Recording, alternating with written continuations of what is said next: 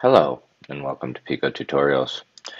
In today's tutorial, I'll show you how to navigate the Piko application on either a phone or tablet. As you can see, navigate into the Piko app. And what we're going to learn today within the Piko app is how to use the PTZ functions.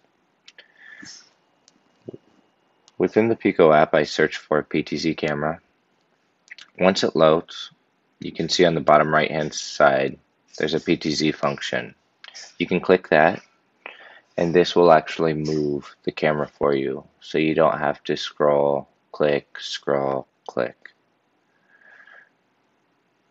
What you'll also notice is that no matter where I click in the screen, the PTZ functions will follow. Another easy function within PTZ is the presets function.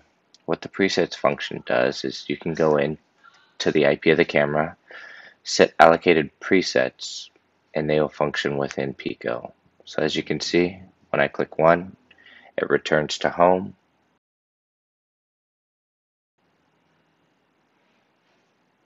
You also can zoom in from these Piko functions by using these zoom features on the left hand side.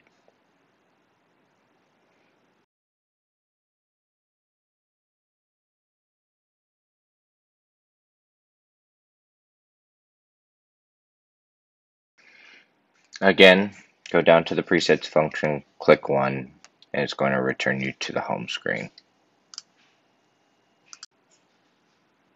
Thank you for watching Piko Tutorials. If you would like to watch more how-to videos around Piko, please click here for our tutorial channel, or you can visit us here at pikovms.com for more documentation and downloads.